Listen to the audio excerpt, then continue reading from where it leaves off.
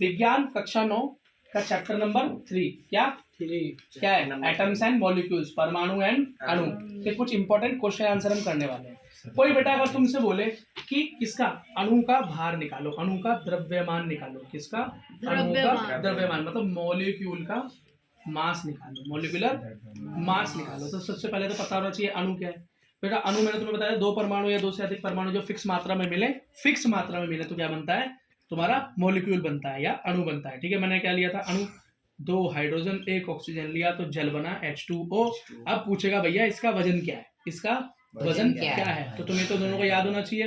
Hydrogen का कितना होता है, एक लिखा है 2 मतलब 1 × 2 प्लस ऑक्सीजन का कितना वजन होता है 16, द्रव्यमान कितना होता है ऑक्सीजन का 16, तो 1 × 2 2 प्लस 16 बराबर मतलब 18। तो पानी के एक अणु का मॉलिक्यूल का वजन या द्रव्यमान कैसे निकाला 18। और ये 18 तुम तभी निकाल पाओगे जब तुम्हें ये टेबल याद होगी, जिस टेबल के बारे में मैंने बताया था। हाइड्रोजन 8, द्रव्यमान carbon 12, nitrogen 14, oxygen 16, sodium 23, magnesium 24, sulphur 32, chlorine 35.5 और कैल्शियम 40। इसमें से कुछ तो बहुत ही जरूरी है, इस शुरू के जो 5 है और लास्ट का ये कैल्शियम और मैग्नीशियम तक बेटा तुम्हें याद होना चाहिए। सल्फर और क्लोरीन को कभी कभी छोड़ सकते हो, पर छोड़ोगे क्या, क्लोरीन भी कहीं ना कहीं पल्ले पड़ ही जाता है, तो याद कर ही लो ना बेटा, क्योंकि अब तो पेपर का टाइम आ गया, अब पूरे साल तो मस्ती बहुत हो गई है ना। ठीक है बेटा, नेक्स्ट क्वेश्चन क्या है, नेक्स्ट क्वेश्चन ये है कि कई बार तुमसे पूछता है मॉलिक्यूल के नाम भी बता दो, मॉलिक्यूल्स के नाम बता दो, तो बहुत आसान है।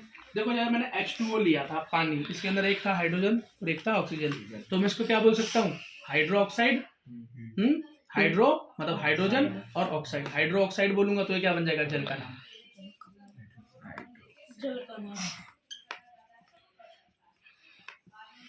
ठीक है ना, और डाई भी लगा दो शुरू में, क्यों डाई मतलब 2, समझ गए। अगला एक देखो, एक ये क्या देखा है, अगला क्वेश्चन दे रखा है तुमको CaCl2, इसका बता दो जी है। एक Ca मतलब क्या होता है, कैल्शियम, क्या होता है कैल्शियम। अब बेटा ये याद कैसे होगा, ये जब तुम टेबल याद करोगे तो कैल्शियम, और ये क्या है क्लोरीन, और जब क्लोरीन किसी के साथ भी जुड़ जाए, क्लोरीन किसी के साथ भी जुड़ जाए उसको बोलते हैं क्लोराइड। क्या बोलते, तो ये बोलिए कैल्शियम क्लोराइड। तो हो सकता है तुम्हारे यहाँ पे आ जाए, हो सकता है नाम देने को आ जाए, है ना। अब अगला है CaCO3, ये बड़ा इंपॉर्टेंट है भाई। Ca मतलब कैल्शियम, क्या कैल्शियम, और बेटा कैल्शियम और ये ऑक्सीजन, ये कार्बन और ऑक्सीजन, सॉरी Ca होता है कैल्शियम, C होता है कार्बन, O होता है ऑक्सीजन।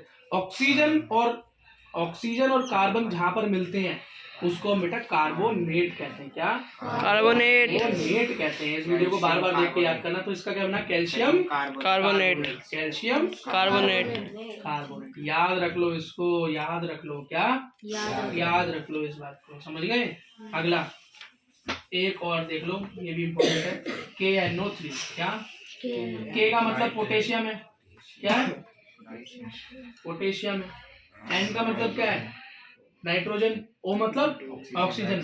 नाइट्रोजन और ऑक्सीजन जब मिलते हैं तो उसको बोलते हैं नाइट्रेट, क्या बोलते हैं नाइट्रेट। तो हो गया पोटेशियम नाइट्रेट। ये बेटा याद कर लो, इनमें से कोई ना कोई क्वेश्चन फंस सकता है, कोई ना कोई क्वेश्चन फंस सकता है। एक और देख लो जरा पे फ्री में, AlSO4 Al2SO4 AlSO4 का याद रखना, Al मतलब एल्युमिनियम, Al मतलब एल्यूमिनियम या एल्युमिनियम जैसा याद करना चाहो, और ये क्या है सल्फर और ऑक्सीजन, सल्फर और ऑक्सीजन मिलते हैं तो बन जाता है, जैसे नाइट्रोजन ऑक्सीजन मिले तो नाइट्रेट, कार्बन और ऑक्सीजन मिले तो कार्बोनेट, तो सल्फर और ऑक्सीजन मिले तो सल्फेट, क्या हो गया सल्फेट।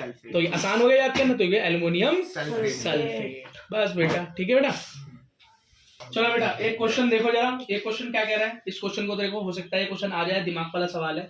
ये बोल रहे हैं कि एक हाइड्रोजन और ऑक्सीजन मिलके पानी बनाते हैं, तो ऐसे इस ये रेशियो होता है 1:8 का रेशियो होता है, किसका 1:8 का रेशियो होता है।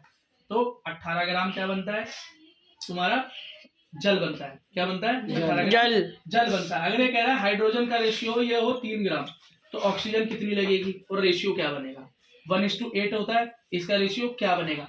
तो बेटा इसको हम जरा बड़े प्यार से सॉल्व करेंगे। हमें पता है 1 ग्राम हाइड्रोजन लगती है, ठीक है, तो उसके लिए लगता है 1 ग्राम हाइड्रोजन, तो 8 ग्राम के लगती है ऑक्सीजन, ये कह रहा है क्वेश्चन। ठीक है, जब ये इतना लगता है और ये कितनी लगती है ऑक्सीजन, ये O है, ऑक्सीजन याद रखना, कहीं जीरो समझ लो इसको, ठीक है। 3 लगेगा तो हाँ, तो अगर ये 3 लगेगा तो ये बेटा क्या लगेगा, 3 अट्ठे 3 इंटू 8, ये क्या हो गया, तो 3 ग्राम हाइड्रोजन के लिए बेटा 24 ग्राम ऑक्सीजन लगेगी।